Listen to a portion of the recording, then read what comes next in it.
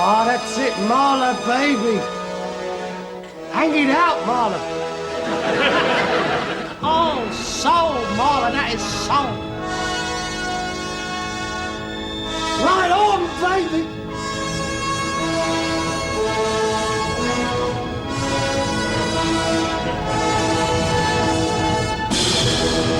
What?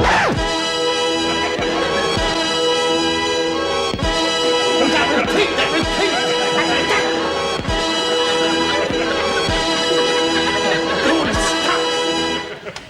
Oh, Marla. Compared with you, Picasso's a load of old crap. Oh, God. What time is it? 12:30. Oh, well.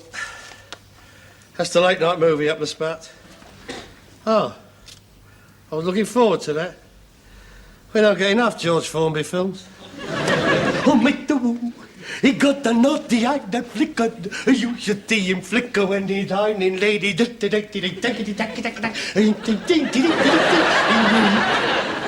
No, you're quite right. Well, suppose I better lock up the stately home. Oh, he's my investor shop. He won't feed my little wrong.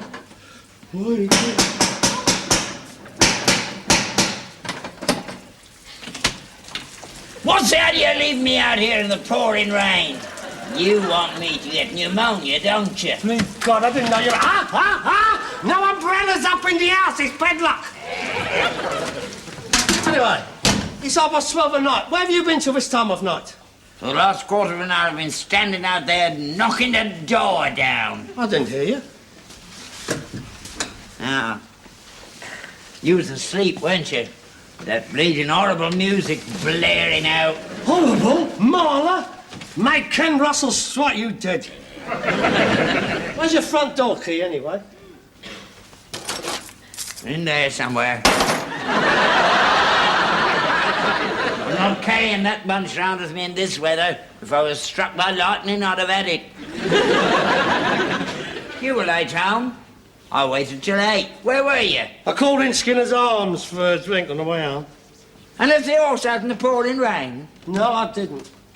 I took him in the saloon bar and I bought him a pint of bitter and a packet of crisps. He knows what his right leg's for, don't you worry. Of course I left him outside. Blimey, he's got hair, hasn't he? He don't get as wet as I do. Poxy weather. 3 solid days it's been raining. It's all them Indians over here. They brought the monsoons with them. They're all moaning round the corner in Calcutta Crescent. I think they're afraid their crops will get washed away. Gold Oak Road's flooded. I know. I've just been down it, haven't I? Them bus drivers, they see a puddle and they go straight through it. The waves went right over the top of my umbrella. Standing there like a drowned rat I was. Well, it's your fault. You should be out this time of night in this weather at your age. Where have you been? I've been out. I know you've been out. Where? Oh, it ain't your kung fu night, Huggy John. It ain't your old-time dancing. And it ain't your cordon bleu cookery classes. You ain't been going to them cordon bleus lately. I think you've been playing the wag, judging by that load of old rubbish you served up last night. That was a cock-o van. That was a cock-up. I don't know where the van come in. Well, there shouldn't be feathers in the gravy, sure. Oh, God, that's for tonight. God help.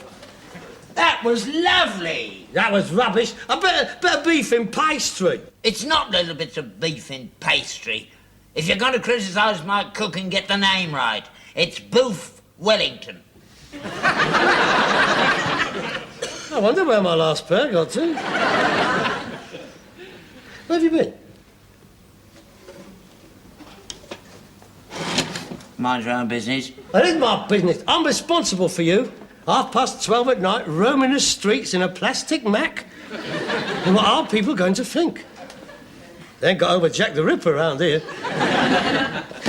I've been sat here sick with worry. I mean, supposing you was ill, supposing you was knocked down by a bus. They don't knock me down, they just go through the puddles. Yeah, put that right through your puddles if you don't own up. Now, come on, where have you been? Oh, I suppose you'll break me down eventually. I might as well tell you now. I've been to a spiritualist meeting. You've been where? To a spiritualist meeting. You haven't? Not really. Yeah, I have. I've been in contact with the dead. I bet that scared him. What do you mean? You have been in contact with the dead? I have. I spoke to Dan Leno tonight, and Henry VIII. Dan Leno and Henry VIII? Are they doing a double act? I think. Henry, who was that lady I thought you with last night? That was no lady. That was my fourth wife. Boom, boom. You don't believe me, do you? Of course I don't believe you. Well, it's true. I was at a seance down the Gold Hawk Road. Oh, well, that explains it.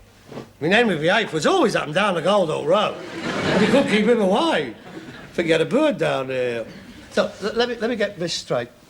You have been sitting there in the Gold Hawk Road, in a parlour, in the dark? Yeah, 6 of us all round a table holding hands. And then all of a sudden, she goes into a trance. Who does? The medium, Madame Fontana. And she introduces her spirit guide. A Red Indian? Yeah, how'd you know? They're always Red Indians. Yeah. Well, this one's Geronimo. And he says, I have somebody here who would like to speak to all of you there. And then this voice says, Good evening. This is Henry VIII speaking, and tonight is my guest night. I'd like you to give a big hand to my first guest and your friend of my friend, Dan Leno. yes, you're not going to take it seriously. I'm going to bed. Don't have nonsense. You don't believe it, do you? A voice comes on says he's Henry VIII. I mean, he said he was Christopher Columbus. You'd have believed him. No, I wouldn't. Because I met him last week. Yeah, very nice he was. Yeah, I got on well with Chris. Christopher Columbus spoke to you? That's right. In English, of course? Yeah, as a matter of fact, yeah. In a Cockney accent? No, he had an American accent. I see. He's born in Genoa 500 years ago, and he's got an American accent. That's very reasonable. Well, he discovered it, didn't he? Probably rubbed off on him. But it's a take on. I mean, you hear a few voices. That's some old bird doing a Mike Yarwood, and you get sucked in. I mean, after the show, you bugger a father, you're aimed out into the Gold Hawk Road, and you get half-drowned by a passing bus. It's all so pathetic. You're so sceptical. He spoke well of you. Who? Gandhi. Gandhi? I've never met Gandhi in my life. Oh, you don't have to meet him. They know all about you. You're taking the gypsies, aren't you? He said, don't worry about Harold. He said, he's going to do all right. I am all right. I don't need Gandhi to tell me. Oh, God. I've been waiting for this. I've been watching for the first signs of senile decay, and now we've got it. It's all over. My old man's a nutter. He's got squirrels. No,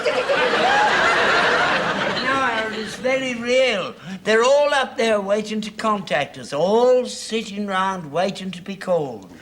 Sounds like round the back on the Michael Parkinson show. No, look, Dad, look, it doesn't happen like that. I mean, there's no such thing. Once you're dead, you're dead. Look, think about it. I mean, why should Christopher Columbus want to talk to you? You've never been any further than the Isle of Wight. I mean, if he's up there, he's got Drake to talk to, Magellan, Captain Cook, Van Diemen. Why should he want to come down the Gold Hawk Road and talk to Rag and Bone Men? I don't know. Why does anybody want to talk to Parkinson? All I know is they spoke to me. Look, settle down now. You tell me, how did you get involved in all this? It was Dorothy. Dorothy? Yeah. I met her down at the Derby and Joan Club. Lovely woman. You'd like her, Harold. I'm very fond of her.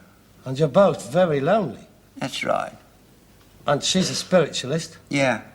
And she introduced you to Madame Arcati. Yeah. No, Fontana. And Dorothy is a widow woman. Yeah. How'd you know?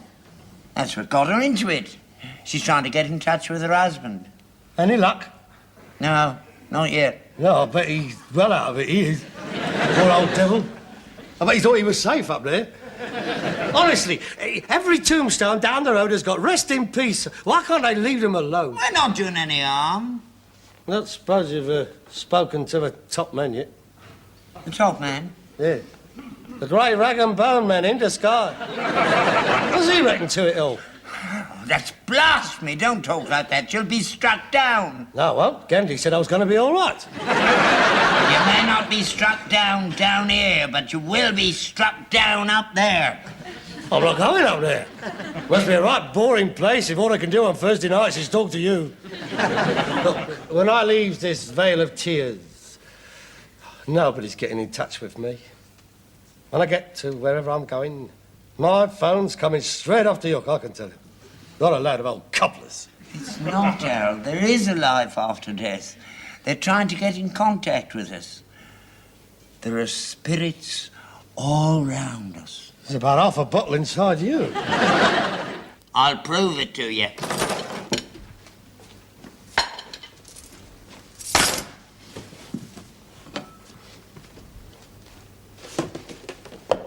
What's that? It's a Ouija board. I bought it off Madame Fontana.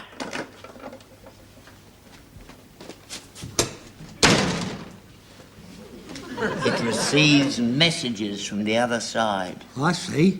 That's for the ones who's lost their voices through keep talking to silly little sods like you. Put your finger on there. I ask questions, and the glass moves round the board and spells out the answers. Ready? Ready? And no frivolous questions, right? Is there anybody there? Is there anybody there? It's moving. Yes. Well, I couldn't very well say no, could he? Is it, brother? What is your name? H-I-T-L-E-R.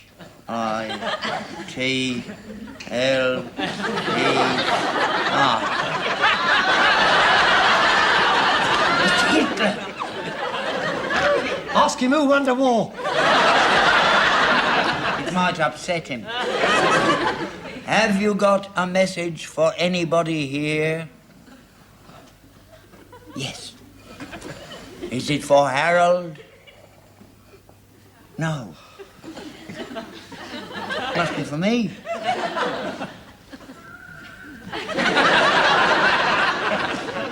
What is your message?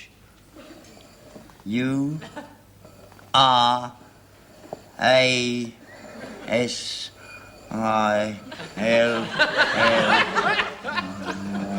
Y T U R D. Silly turd! You've been pushing it! Of course I've been pushing it! I told you it's a load of old godswallow!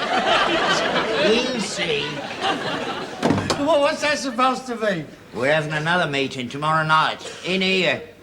You're having a seance here? Yeah, they're all coming, Madame Fontana, Dorothy, all of them. Yeah, we're going to try and get in touch with your mother. Oh, no! Oh, yeah? You want to watch it, mate? She'll give you the right mouthful if she catches you sitting in the dark, holding hands with another woman. Anyway, what's she going to say to her? You ain't spoken to her for nigh on 40 years. I mean, you didn't have much in common then. I'd like to talk to her, Harold. I miss her. Besides, there's something I want to ask her. Hey, ask her where she put your clean vest. I'll show you. You'll be laughing the other side of your face tomorrow night. I'm going to talk to all of them. Your mother, Gandhi, Christopher Columbus, Henry VIII. Henry the Ninth. Dan Leno. And Laurel and Hardy. That's another fine mess you got me into, Stanley.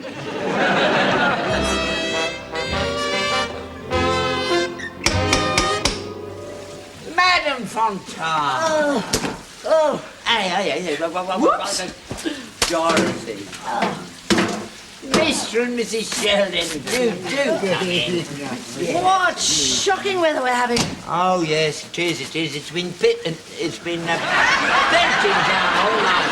Harold, coming out the ladies all for their coats. Oh, Harold. This is my son Harold, Madame Fontana. I'm charmed, I'm sure. Are you joining us tonight, Harold? Yes, that's all right with you. Perfectly all right. Perfectly all right. Glad to have you aboard. You radiate an aura of innocence, spiritual calm, and inner goodness. I expect that's the Andrews liver salts. And this is Mr. and Mrs. Sheldon. Who's this? This is Dorothy, Mrs. Duddy. I'm so pleased to meet you, Harold. I've heard so much about you. Really? Who from? My father or Gandhi?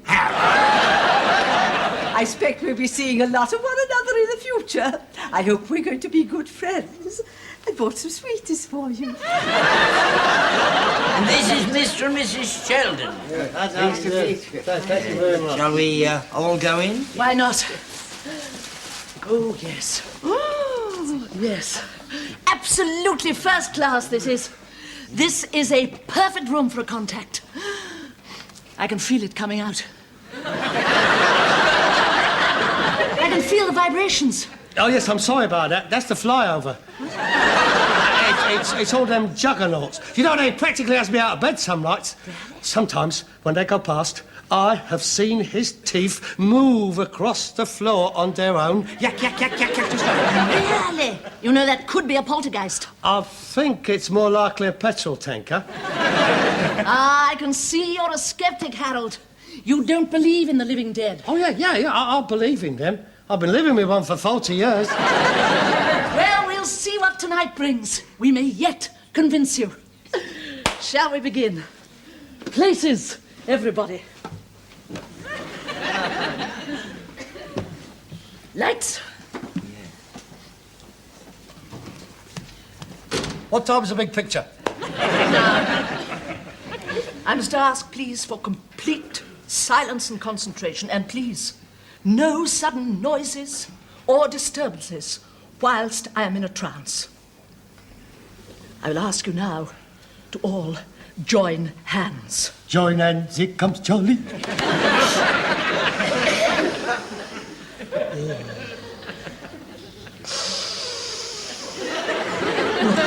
She's gone. Blimey, that was quick. She on piecework? No, she don't mess about. She gets straight to the meat. She's trying to make contact with Geronimo. She'd do better to light a fire, wouldn't she? Are you there, Geronimo? Are you there, I am here. Geronimo?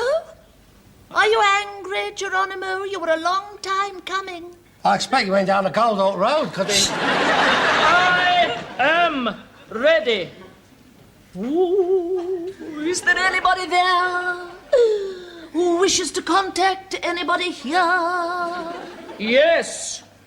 Is Mrs. Duddy with you? Yes, I'm here.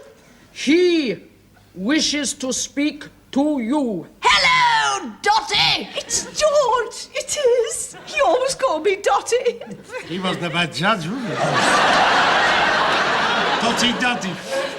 How are you, George? How am I? Oh, not so bad. My arthritis has cleared up. I'm so glad. How are you keeping? Oh, not so bad. But my arthritis hasn't gone. Oh, well, it will when you come up here.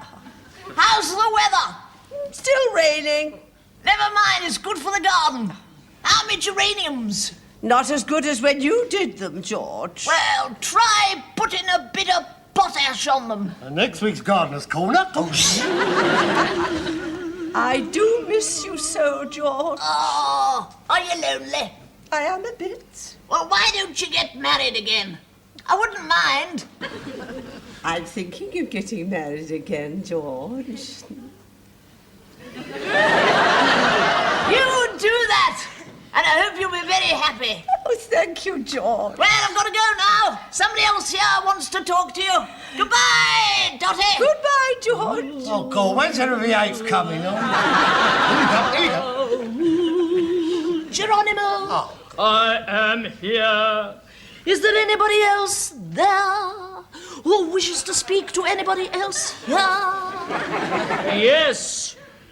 Is Albert Steptoe with you? Yeah, I'm here. I have your wife, Emily, here. Oh, my God. Is that you, Albert? Emily? Hello, Albert. You haven't been down to the grave lately, have you? I'll go in the morning. It's your mother. Cobblers. It is. It's her voice. Who are you speaking to, Albert? Harold. He's sat next to me. Harold, my little Harold. He should be in bed. He's only 5. He's not. He's 40 now. He's older than I am. Oh, come on, now, that's enough of this. Harold, it's Mummy talking. Are you there, Harold? Say hello to your mother. No, I'm not going to. Go on, say hello to her. Oh, God. Hello. Mum? Emily, Yes, Albert? would you mind if I married again? Of course not, Albert. Little Harold needs a mother. Have you found somebody, Albert? Here. She's sitting right next to me. Dorothy Duddy. Oh, she'll make you a wonderful wife, Albert. You sure you don't mind? Of course not, Albert. But you and Harold must promise to love her and cherish her and look after her as long as she lives. Oh, yes, we will. Oh, no, we won't! Silly woman! Why that's everybody here? Show is over! Harold, are you mad? I was talking to your mother. You wasn't talking to my mother! You was talking to her! Fiona Richmond there! Come on, get off! Get off! My mother's dead! You shouldn't have broken the circle. Are you all right, Miss Montana? Of course she's all right. You might have killed her. Rubbish. I see. She's only play acting. She's a phony. Don't you talk about my daughter like that. You who? Yeah, I never thought that. A mother and daughter. Of course. She's trying to unload her mother. Yeah. You just find some senile old twit with an hard-working son, and you is quids in. Right, now, come on, missus. That's it. Out. Come on. Why don't you get married again, Albert? Must marry again, fine squaw wig ride. Come on. Get your umbrella and get out. Nobody's having my dead away. Sire, would you like a sausage roll? What? No venison? No, we don't have none of that.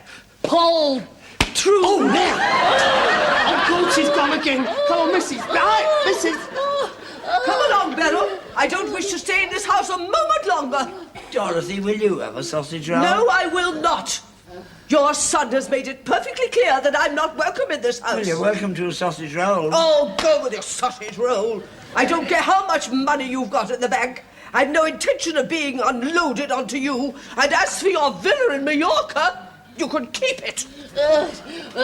Unhand me, Wolsey. Green sleeves is my delight. A plague on both your houses, especially the one in Mallorca. What happened? Did we get through? Yes, of course you got through. Just go on. Did she get in touch with Titus? I didn't hear him meow. We'll try again next week, dear. Well, we should have brought his collar. Yes, we should have brought his With a collar bell on with it. a little bell Because he on it. likes that bell. Yes. And he'd have heard it from the gun.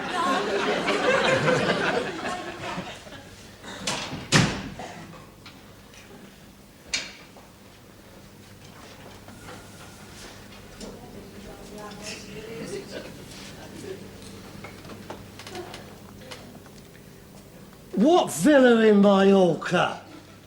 What money in the bank? You know how it is.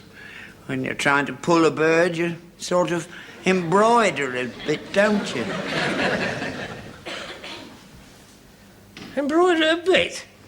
That's the whole of the Bayeux tapestry as far as we're concerned. All 200 feet of it. Fancy her being her daughter. Do you think they were just after me for me money, Harold? No, not just. But it helped. So it gave you an advantage over the other contenders. You well out of that, then? I suppose so. Oh. Good night, Harold. Good night, then. Harold, do you think she was really a phony, that Madame Fontana, you know? Oh, yeah, definitely. Oh, there's no doubt about it. There's a lot of them about. Suppose so. I wish you'd seen her do Laurel and Hardy. She was good at that.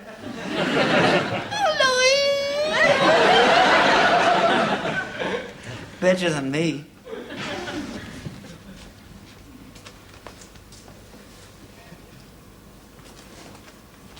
It stopped raining. Good. You won't get splashed tomorrow. No. Well, sweet dreams, Harold. There's some sausage rolls over there. Right, thank you. Good night.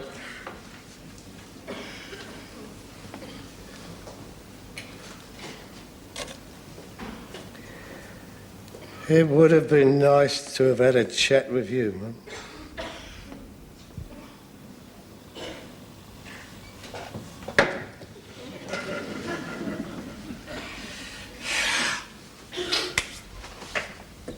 Good night, Harold.